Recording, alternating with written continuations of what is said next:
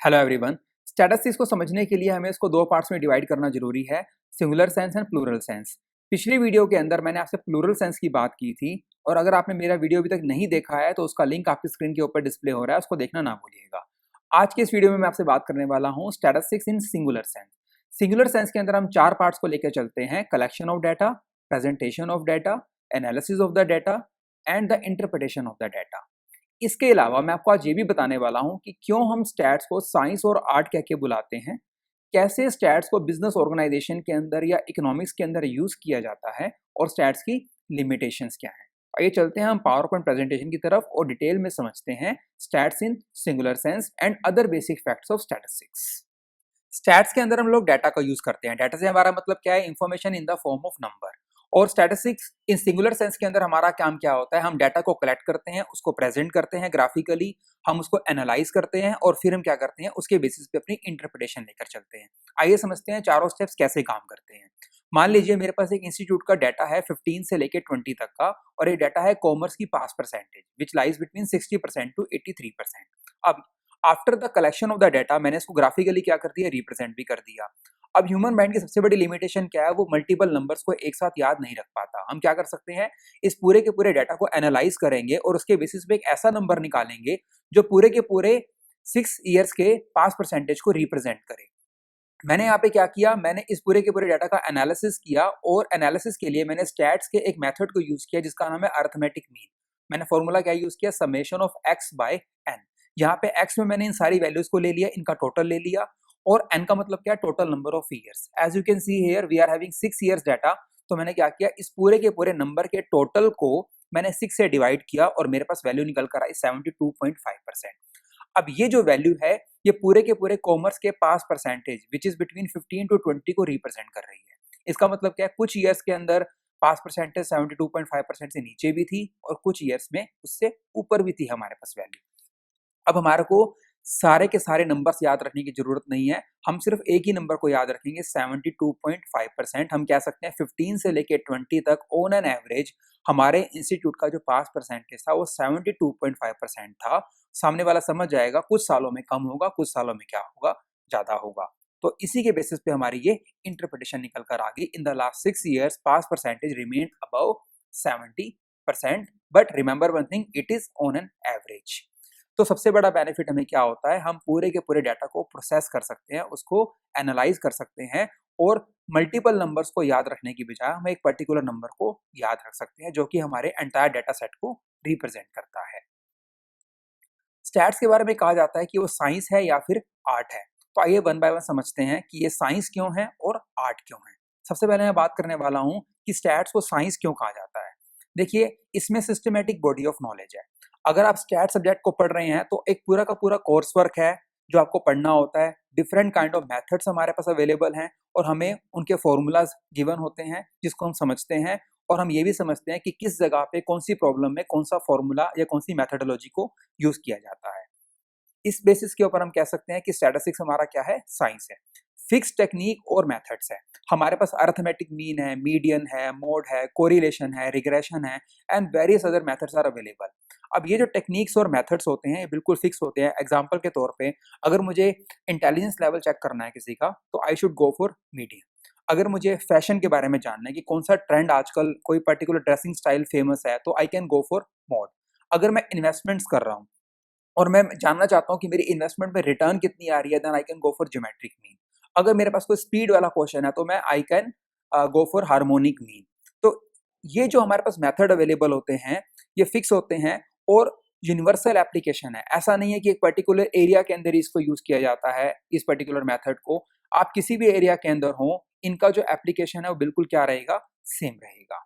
Cause and effect relationship का आप stat से पता लगा सकते हो। मान लीजिए कार की सेल है वो कम हो गई है या फिर वो ज़्यादा हो गई है, किस रीज़न से कम हो गई है, किस रीज़न से ज़्यादा हो गई है, अगर आप इसके बारे में जानना चाहते हो तो आप स्टैट्स की हेल्प से कोज एंड इफेक्ट का रिलेशन कैलकुलेट कर सकते हो। इसके लिए हमें रिग्रेशन टेक्निक को यूज़ करना होता है। आप फ्यूचर की प्रिडिक्शन कर सकते हो कि फ्यूचर के अंदर क्या होने वाला है। देखिए, फ्यूचर प्रिडिक्शन का एक बेसिक कॉन्सेप्ट है, कहते हैं हिस्ट्री रिपीट्स इटसेल्फ। मतलब कि जो पास्ट में हो गया है वो फ्यूचर में भी होगा, हम ये अजम्पशन लेकर चलते हैं। तो स्टैट्स भी क्या करेगा? जो भी हिस्टोरिकल डाटा है उसको उठाएगा, स्टैटिस्टिकल टूल हमारे पास है रिग्रेशन का, उसको यूज करेगा और उसके बेसिस के ऊपर फ्यूचर की प्रेडिक्शंस भी की जा सकती हैं। क्योंकि हमारे पास इन सभी कामों को करने के लिए फिक्स टेक्निक्स और मेथड हैं, systematic body of knowledge available है, इस बेसिस के ऊपर हम कह सकते हैं कि जो स्टैटिस्टिक्स है वो साइंस है। अब हम बात करते हैं कि इसको आर्ट कैसे कहा जाता है। देखिए, हमारे पास जो डाटा अवेलेबल है, डाटा हमारे पास क्या है, information in the form of number. लेकिन वो जो डाटा है आपके पास, उसको यूज कैसे करना है, ये कंप्लीटली आप पे डिपेंड करता है। आपका माइंड कैसे काम कर रहा है, आपका नॉलेज कितना ज्यादा है, मतलब किस तरीके से आपने अपने डाटा को यूज करना है, ये अपने आप में एक आर्ट होती है। तो इस बेसिस पे कह सकते हैं कि स्टैट्स एक आर्ट भी है। अगर हम बात करते हैं फंक्शन ऑफ स्टैटिस्टिक्स के बारे में, तो इसके मल्टीपल फंक्शन है। Number 1, express facts in number. जैसा मैंने आपको पहले बताया था कि स्टैट्स को सिर्फ नंबर समझ में आते हैं, मतलब हमारे पास डाटा क्वालिटेटिव फॉर्म या क्वांटिटेटिव फॉर्म में हो सकता है, लेकिन स्टैट्स के अंदर हम सिर्फ और सिर्फ क्वांटिटेटिव डाटा को लेकर चलते हैं। अगर हमारे पास डाटा क्वालिटेटिव फॉर्म में है, तो हमें उसको क्वांटिटेटिव फॉर्म में कन्वर्ट करना होगा। Simplify complex facts. अगर हमारे पास कोई भी कॉम्प्लिकेटेड इंफॉर्मेशन है, तो हम स्टैट्स की हेल्प से उसको बिल्कुल ईजी बना सकते हैं। जैसे कि मैंने यहाँ पे कॉमर्स पास परसेंटेज को लिया था, अगर मैं उसको टेबल की फॉर्म में शो कर दूं, अगर मैं आपको ग्राफिकली शो कर दूं, तो इजीली हम इंटरप्रेट कर पाएंगे। अगर मैं इस ग्राफ को देखूं तो साफ पता लग रहा है कि 2020 के अंदर मैक्सिमम हमारा पास परसेंटेज था। अगर मैं सबसे कम पास परसेंटेज की बात करूं तो वो 15 के अंदर था। तो बड़ी इजीली अब ग्राफ की हेल्प से उसको समझा सकते हैं। कंपैरेटिव स्टडी हो सकती है। अगर मैं इस डाटा को देखूं तो साफ कंपैरिजन हो रहा है मेरा कि सबसे ज़्यादा बुरा परफॉर्म कब किया इंस्टीट्यूट ने, 15 के अंदर, सबसे अच्छा परफॉर्म कब किया, 20 के अंदर। ठीक है, तो हम इसके बेसिस के ऊपर कंपैरिजन भी कर सकते हैं, पॉलिसी फॉर्मेशन कर सकते हैं। अब हमें पता लग चुका है कि देखिए हमारे साथ क्या हुआ, हम 15 से लेके अगर 17 तक देखें तो हमने अच्छा परफॉर्म किया, लेकिन फिर हमने डाउन साइड चले गए, देख रहे हैं 18 और 19 के अंदर हमने बुरा परफॉर्म किया। तो अब हमें यहाँ पे फोकस करना है कि हमने यहाँ पे बुरा परफॉर्म क्यों किया, ऐसे क्या रीजंस थे, कैसे हम इंप्रूवमेंट करें, हमें क्या पॉलिसीज बनानी चाहिए। तो अगर हमें अपनी कमियों का पता लगेगा, तो हम उसके बेसिस भी अपनी पॉलिसीज बना पाएंगे। तो स्टैट्स क्या करेगा, आपको इस तरह से रिप्रेजेंट करता है इंफॉर्मेशन को, जहां से आप अपने अच्छे वक्त को और बुरे वक्त को इजीली देख पाते हो by the help of number, और उसके बेसिस पे अपने डिसीजन मेकिंग कर सकते हो। Enlarges individual experience and knowledge. अब इसके बेसिस पे हमारा जो इंफॉर्मेशन ज़्यादा मिल जाती है हम लोगों को, that is also in the form of numbers. तो इससे क्या हो जाता है, हमारे पास अगर ज़्यादा नॉलेज होती है तो हमारा डिसीजन मेकिंग भी क्या होता है, अच्छा हो जाता है। तो स्टैट सबसे बड़ा बेनिफिट यही है कि वो नंबर्स को प्रोसेस करता है और उसके बेसिस पे मीनिंगफुल इंफॉर्मेशन देता है, जिससे हमारी नॉलेज और एक्सपीरियंस दोनों ही क्या होते हैं, इंक्रीज होते हैं। Relation between different facts. अभी मेरे पास जो इंफॉर्मेशन है वो पास परसेंटेज की है, इसके साथ में अगर मैं जो टीचर्स पढ़ा रहे हैं उसके एक्सपीरियंस को भी ऐड कर दूं, तो उन दोनों के बीच में रिलेशन को देख सकता हूं। मतलब कि अगर स्टाफ एक्सपीरियंस था तो बच्चों ने अच्छा परफॉर्म किया, अगर इनएक्सपीरियंस स्टाफ था तो बच्चों ने बुरा परफॉर्म किया। तो इस तरह से हम दो फैक्ट्स के बीच में या दो इंफॉर्मेशन के बीच में रिलेशनशिप को भी इस्टेब्लिश कर सकते हैं। Helpful in forecasting. फ्यूचर में क्या होने वाला है, हम इसके बारे में भी स्टैट्स की हेल्प से पता लगा सकते हैं। जैसा मैं थोड़ी देर पहले आपको बता रहा था, हिस्ट्री रिपीट्स इटसेल्फ। हमारे पास अगर हिस्टोरिकल डाटा अवेलेबल हो तो उसके बेसिस के ऊपर हम फ्यूचर में क्या होने वाला है इसका भी पता लगा सकते हैं by the help of statistics, और उसके लिए हमें रिग्रेशन को यूज करना होता है। अगर हम बात करते हैं स्टैट्स की इंपॉर्टेंस के बारे में, तो देखो हम कंज्यूमर के टेस्ट का पता लगा सकते हैं। जैसे कि अगर मान लीजिए मैंने लोगों से पूछा कि कौन से ब्रांड का शूज आपको पसंद है, और मैंने 4 ऑप्शन दे दिए, एडिडास, प्यूमा, नाइकी और लेट्स से स्केचर। अब मैं लोगों के पास गया, लेट्स जस्ट से मैंने 500 लोगों से क्वेश्चन पूछा और उन्होंने अपनी तरफ से एक ऑप्शन को टिक कर दिया। किसी ने एडिडास पे टिक किया, किसी ने स्केचर पे, किसी ने नाइकी पे, किसी ने प्यूमा पे।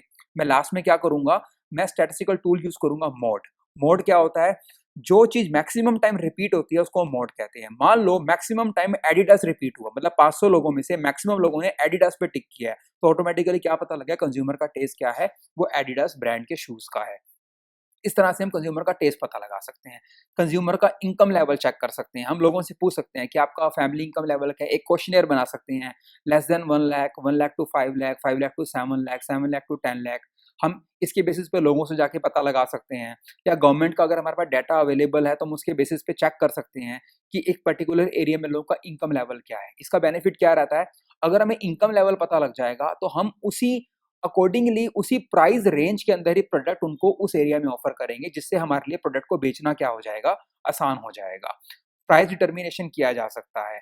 जैसे मैंने बताया इनकम लेवल, अगर लोगों का इनकम लेवल ही कम होगा तो ज़्यादा महंगे प्रोडक्ट आप उस एरिया में बेच नहीं पाओगे। तो बिजनेस ऑर्गेनाइजेशन क्या करेगी, स्टैट्स की हेल्प से एक पर्टिकुलर एरिया के लोगों का इनकम लेवल देख सकती है और उसके अकॉर्डिंगली ही अपना प्रोडक्ट वहाँ पे प्रोजेक्ट करेगी और प्राइस भी लोगों की इनकम को दिमाग में रखकर ही लिया जाएगा। Then we have production control. कई बार क्या होता है, जब प्रोडक्शन हो रहा होता है तो क्वालिटी से कॉम्प्रोमाइज हो जाता है, कई बार इंप्लॉय ढंग से काम नहीं करते। तो स्टैट्स के अंदर एक टूल है हमारे पास डिस्पर्शन का। अब डिस्पर्शन से हम पता लगा सकते हैं कि हमारा जो प्रोडक्शन हो रहा है उसमें कोई वेरिएशन तो नहीं आ रही है। तो हम क्या करेंगे, हमारे पास जो प्रोडक्शन है हम उसका एक एवरेज निकाल के चलेंगे, हमारी एक एवरेज क्वालिटी निकाल लेंगे और उस एवरेज क्वालिटी से एक्चुअल प्रोडक्शन को हम कंपेयर करेंगे। अगर उस एवरेज क्वालिटी से बुरा परफॉर्म हो रहा है तो हम क्या कहेंगे कि एम्प्लॉयज ढंग से काम नहीं कर रहे, और अगर अच्छा परफॉर्म हो रहा है तो उस पर हम फोकस करेंगे। तो प्रोडक्शन कंट्रोल भी काफी हद तक किया जा सकता है by the help of statistics. तो उसके लिए जो मैंने आपको बताया डिस्पर्शन के टूल को हम यूज कर सकते हैं।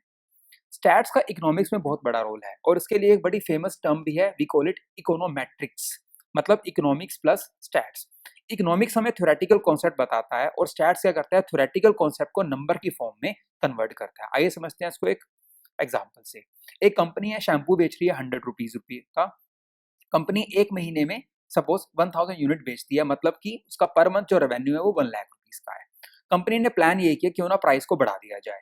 अब इकोनॉमिक्स का रूल क्या कहता है कि अगर आप प्राइस को यहाँ पर बढ़ाते हो तो डिमांड क्या होती है, कम होती है। अब कंपनी ने प्लान क्या किया कि 10 रुपए से प्राइस बढ़ा देते हैं। अब क्वेश्चन निकल कर आता है कंपनी ने सही डिसीजन लिया। इकोनॉमिक्स का रूल तो ठीक है, थ्योरेटिकली उसने बता दिया कि प्राइस बढ़ेगा तो डिमांड क्या होगी, कम होगी। कंपनी ने 10 रुपीज प्राइस इंक्रीज किया और वो प्राइस 100 से 110 कर दिया। उसका इम्पैक्ट कंपनी पे ये निकल कर आया, कंपनी की जो सेल थी पहले 1000 यूनिट थी वो होगी 850 यूनिट्स, और क्योंकि कंपनी का प्राइस बढ़ चुका है प्रोडक्ट का 110, कंपनी का रेवेन्यू आया 93,500। अब क्वेश्चन निकल कर आते हैं कंपनी ने क्या सही डिसीजन लिया 10 रुपए रेट बढ़ाकर। जो कंपनी का रेवेन्यू पहले 1 लाख था वो कितना हो गया, 93,500। क्यों, क्योंकि प्राइस बढ़ने से जो यूनिट की सेल थी वो 1000 से कितनी होगी, 850 होगी। अब यहाँ पर स्टैट्स हेल्प करेगा, स्टैट्स आपको ये बताएगा भी कितना प्राइस बढ़ाया जाए जिससे कि आपका रेवेन्यू भी इंक्रीज हो। यहाँ पर क्या हुआ, प्राइस तो बढ़ाया बट रेवेन्यू क्या हो गया, कम हो गया। अब मान लीजिए मैंने कंपनी का जो प्रोडक्ट था उसका प्राइस 10 रुपीज ना इंक्रीज करके 3 रुपीज कर दिया, मतलब 100 से 110 नहीं किया, 103 कर दिया। उससे क्या हुआ, यहाँ पर सेल तो हमारी कम हुई, 1000 से कितनी होगी, 980 होगी, लेकिन प्राइस कितना है 103 और हमारा रेवेन्यू क्या है 1,09,40। यहाँ पे हमें बेनिफिट क्या हुआ, हमारे प्रोडक्ट का प्राइस तो बढ़ा, इकोनॉमिक्स का रूल भी फॉलो हुआ कि प्राइस बढ़ेगा तो डिमांड क्या होगी, कम, वो भी 1000 से क्या होगी 980 होगी, लेकिन ओवरऑल रेवेन्यू हमारा क्या हो गया, इंक्रीज हो गया। तो स्टैट्स बेसिकली क्या करती है, इकोनॉमिक्स के अंदर बहुत ही प्रोमिनेंट रोल प्ले करती है। थ्योरेटिकल जो कॉन्सेप्ट्स होते हैं हमारे पास उसको प्रैक्टिकली कैसे अप्लाई करना है वो हम स्टैट्स की हेल्प से कर सकते हैं। लेकिन अगर हम लिमिटेशंस की बात करते हैं स्टैट्स की, तो जैसा मैंने आपको बताया था it only deals with numbers. अगर क्वालिटेटिव डेटा है तो स्टैट्स में हम उसको यूज नहीं कर पाएंगे। अगर हमारे पास सिंगल ईयर का डाटा है तो हम उसको यूज नहीं कर पाएंगे। हमारे पास नंबर ऑफ ईयर्स का डाटा होना चाहिए, मतलब मल्टीपल डाटा या मल्टीपल नंबर्स होने चाहिए, अदरवाइज हमारे लिए वो जो नंबर होगा वो मीनिंगलेस होगा। कंपैरेटिव स्टडी क्योंकि हमारे लिए जरूरी है। Results are true on an average. आपके पास जो भी नंबर्स होंगे आप उनको प्रोसेस करोगे और उसके बेसिस पे एनालिसिस करके एक पर्टिकुलर नंबर को आप निकालते हैं, और वो जो पर्टिकुलर नंबर है वो ऑन एन एवरेज होता है। जैसे मैं आपको थोड़ी देर पहले बता रहा था कि मैंने कॉमर्स का पास परसेंटेज लिया विच वॉज 72.5%। अब कुछ ईयर्स के अंदर पास परसेंटेज 72.5% से कम भी था, कुछ ईयर्स में ज्यादा भी था। तो ये ऑन एन एवरेज आपको रिजल्ट देता है। तो इससे क्या होता है, हमारा एक्यूरेसी लेवल थोड़ा सा कम हो जाता है। Statistic is a means but not a solution. देखिए स्टैट्स आपको सिर्फ एक मीनिंगफुल इंफॉर्मेशन निकाल के देता है, डिसीजन लेना कंप्लीटली आप पे डिपेंड करता है, आपकी एबिलिटी पे डिपेंड करता है। डिसीजन कैसा होगा ये कंप्लीटली आपके एक्सपीरियंस पे ही डिपेंड करेगा। स्टैट्स आपको डिसीजन लेने में सिर्फ हेल्प करता है, यूज ओनली बाय एक्सपर्ट्स।